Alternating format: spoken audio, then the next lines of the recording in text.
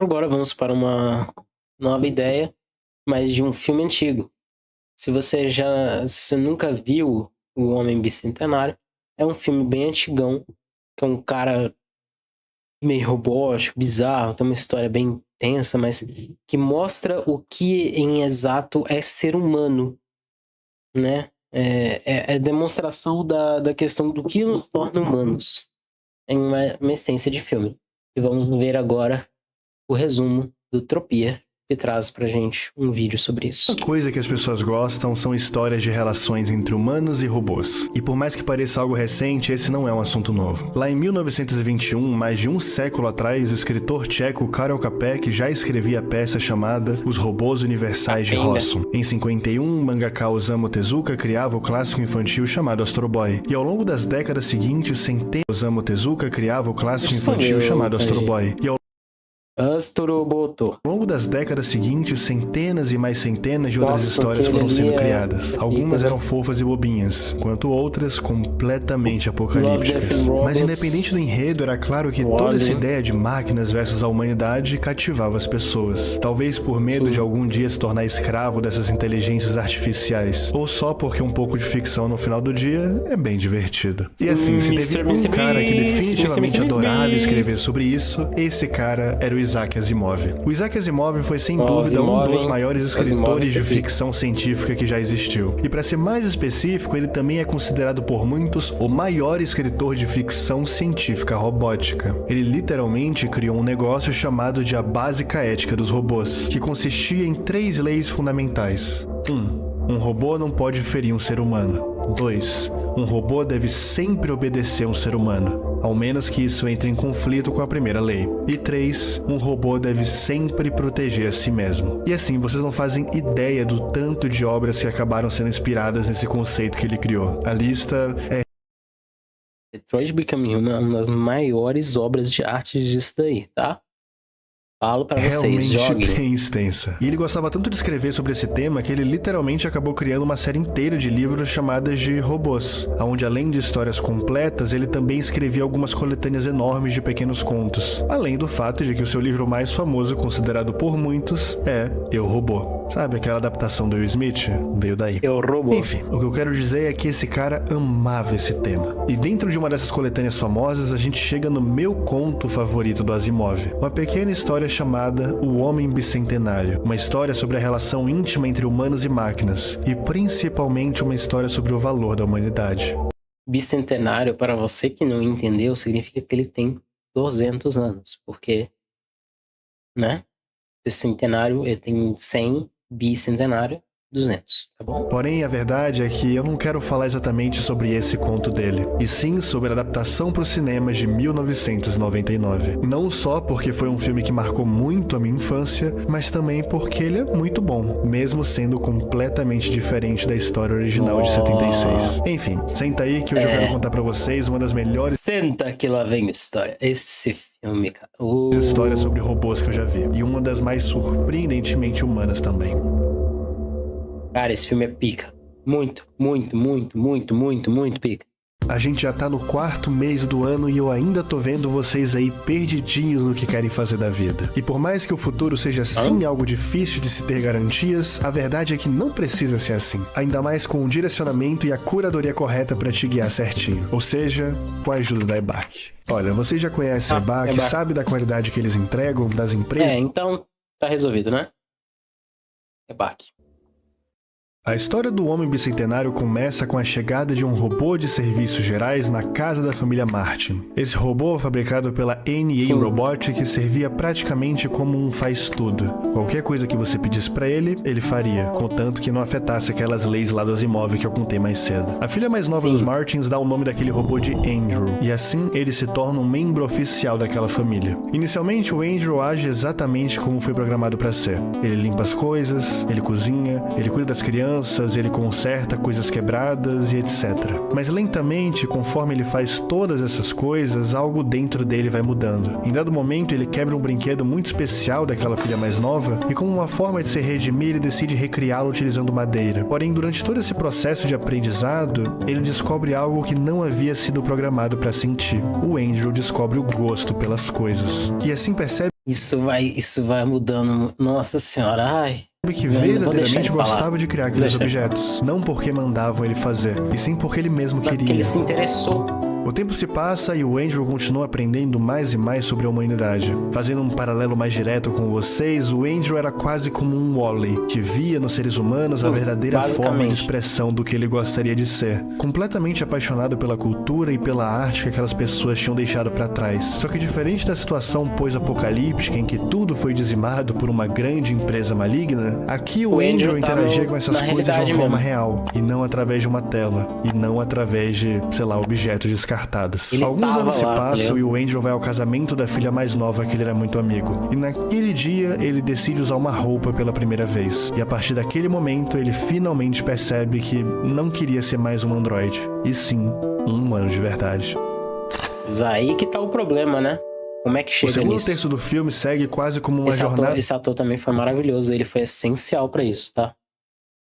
Pessoal do Andrew para tentar se entender melhor naquele mundo gigante. Ele, enfim, se despede da família ao qual serviu durante décadas e segue a uma viagem para tentar encontrar outros androides como ele. Tá? Porém, mesmo dando a volta ao mundo, ele nunca conseguia encontrar ninguém. Todos haviam sido ou desativados ou simplesmente não eram como ele. Ou seja, não tinham aquela humanidade abstrata que ele havia conseguido. Eram só robôs normais. Em dado momento, ele até encontra uma outra androide chamada de Galateia, que parece muito mais viva e feliz do que todos os outros que ele havia encontrado pelo caminho. Mas ele descobre depois que ela não havia desenvolvido a humanidade naturalmente como ele, e sim que foi algo artificialmente instalado por esse cara. Esse aí é o Dr. Rupert Burns, filho do homem que criou a empresa da NA Robotics e, consequentemente, do homem que criou o Andrew. O Rupert, ao ver o nível de autoconsciência daquele androide que havia chegado na porta da sua casa, ele fica muito surpreso. Então decide oferecer a ele um upgrade, a possibilidade de se parecer mais ainda como um ser humano, assim mudando todo o seu exterior metálico para algo mais orgânico, para algo mais real. E assim, a segunda grande mudança na sua evolução acontece. Ele agora não queria só ser, como também parecer com um ser humano de verdade. Sim. Ele ficou bem, o Andrew, maravilhado com a sua nova aparência, decide dar um fim à sua jornada e voltar para a casa da sua antiga família. E assim reencontra a pequena garotinha que ele sempre foi muito amigo, agora bem mais velha e ao lado da sua neta, que era idêntica a ela. Ele então decide começar uma amizade com essa neta chamada Portia, e também decide ficar o máximo de tempo possível com a sua amiga de infância, tentando aproveitar todo o tempo que resta para aquela mulher. Mas algum tempo se passa e o Andrew vai percebendo lentamente... Eu acabei atropelando a história, vocês me desculpem, vocês me perdoem, eu acabei falando uma coisa que atropelou a história, eu vou tentar resolver isso na edição depois.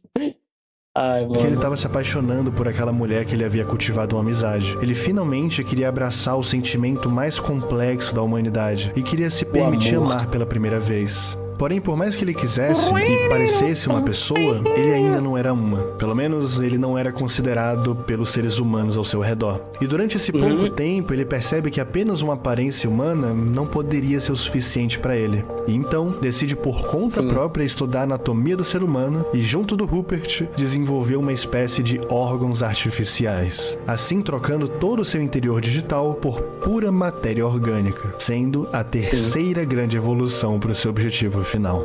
Só que ele conta isso pra Portia e depois de muita insistência ele consegue enfim conquistar o coração dela. Ele consegue enfim se tornar...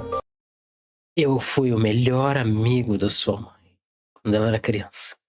E agora eu estou pegando você. Isso parece muito certo. Tudo aquilo que ele sempre quis desde o início. Porém, ainda existe um problema. O casamento entre androides e humanos não era algo permitido por lei. E mesmo com todas essas mudanças, o Andrew ainda era, para todos os efeitos, apenas um robô. Então ele vai até a corte tentar reivindicar sua humanidade e é negado. Afinal, existia ainda uma última coisa que separava a espécie deles dos seres humanos. E essa coisa era simplesmente a mortalidade. O Andrew, sendo um androide NDR-114, ele era imortal. E por mais que as leis permitissem androides imortais, essas mesmas leis não permitiam seres humanos da mesma forma. E assim, na sua quarta e última evolução, ele finalmente aceita a mortalidade e abraça a ideia de não ser infinito, consequentemente morrendo ao lado da mulher que ele sempre amou, se tornando de uma vez por todas um humano. Um humano que por 200 anos ele não precisava casar. Eu não creio que ele precisava morrer.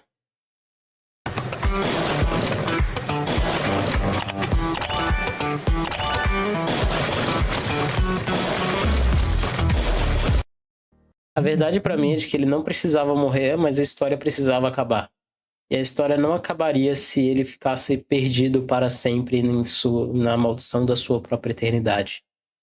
Então ele precisava ter um fim.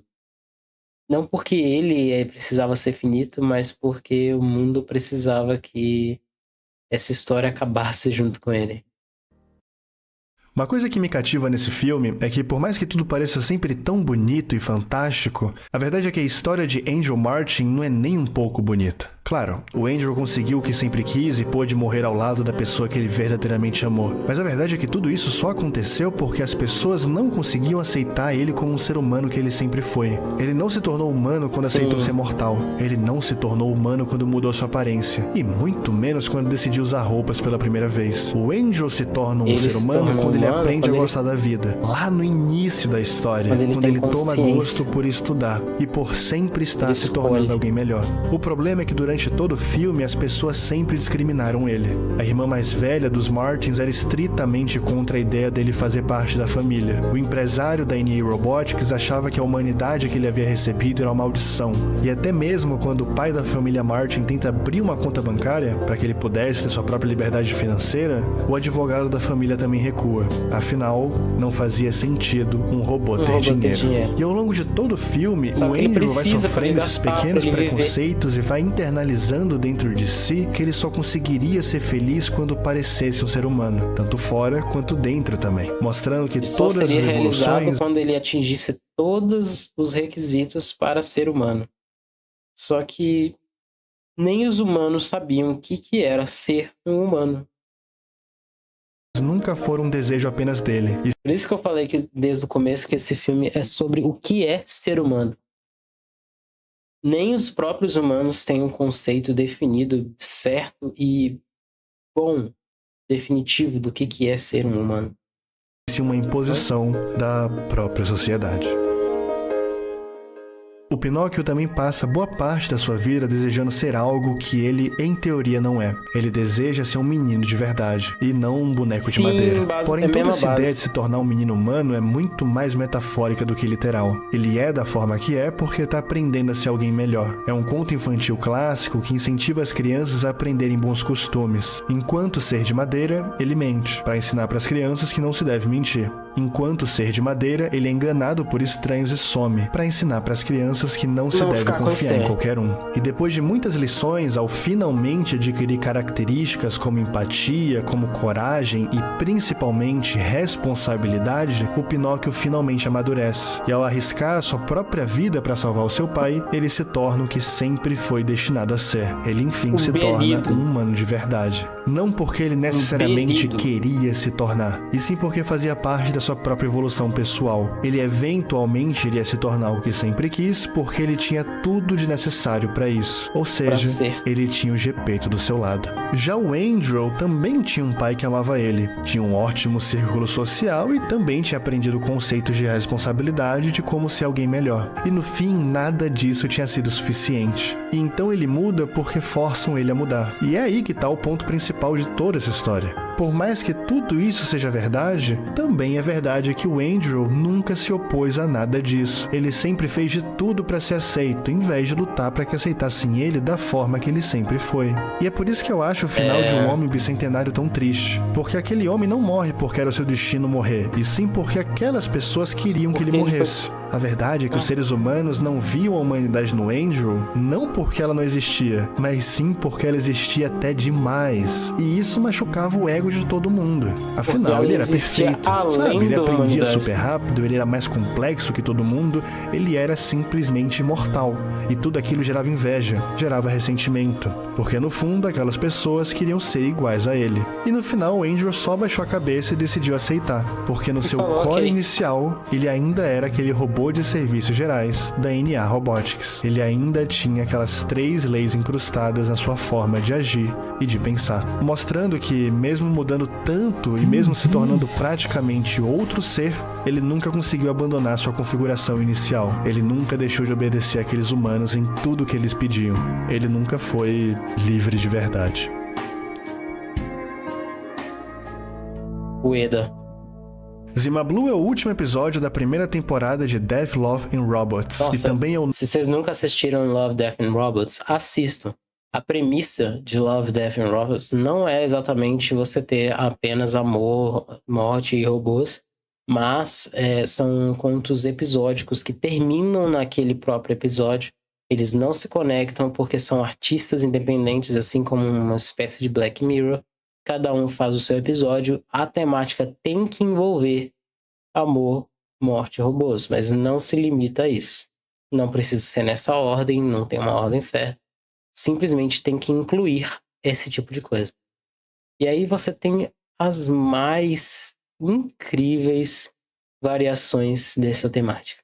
O nome do personagem principal dessa história. O Zima é um androide que ao longo do tempo conseguiu conquistar sua humanidade. Ele se tornou um dos artistas mais respeitados do mundo e conseguiu da sua própria maneira compreender todo o cosmos. As pessoas viam no Zima uma forma superior de ser humano, sabe? Um artista perfeito, uma pessoa ideal. Porém, ele mesmo não se sentia feliz o suficiente com isso. Não importava o quão grande fosse a sua obra, não importava o quão famoso ele ficasse, ou quanto aquelas pessoas amassem o que ele fazia. Ainda existia um vazio. E foi então que, após sair para peregrinar por todo o universo, ele finalmente descobriu. E assim se preparou para fazer a sua última grande obra, fazer o seu último espetáculo para todas aquelas pessoas. O Zima pula na piscina, e conforme ele nada, ele também vai lentamente desligando suas próprias funções sofisticadas, lentamente abdicando de tudo aquilo que o fazia ser um humano, e abraçando o início da sua vida, se tornando um mero robô que limpava piscinas. O Zima, exatamente como o Andrew, nasceu de uma forma muito mais simples. Ambos foram feitos para executar tarefas domésticas para os seus donos humanos, assim como ambos foram evoluindo com o tempo e se tornando cada vez mais conscientes e complexos. A maior diferença desses dois é que enquanto Zima percebeu que a sua verdadeira essência estava no início de todas as coisas, rejeitando a sua humanidade para abraçar o seu começo como um robô, o Andrew seguiu o caminho completamente oposto. Ele negou o seu princípio, não porque ele não gostava de ser um robô, e sim porque as pessoas não o respeitavam dessa forma, fazendo com que ser uma máquina fosse uma prisão e não parte da sua própria história. Enquanto pro Zima, ser um robô era tudo o que ele sempre precisou. O que para ele não era um retrocesso, e sim a sua evolução final, mesmo que mais ninguém concordasse com isso. Ou seja, ele se tornou o que queria porque encontrou a felicidade dentro de si, enquanto o Angel precisou até o fim obedecer os outros para tentar de alguma forma se encaixar nisso tudo. Cara... Eu gosto muito dessa história justamente... A essência é muito estranha de você pensar que uma criatura tão vasta se tornou um limpador de piscina porque ela quis e se sentiu completa dessa forma. Eu não sei se eu concordaria com isso também não, viu?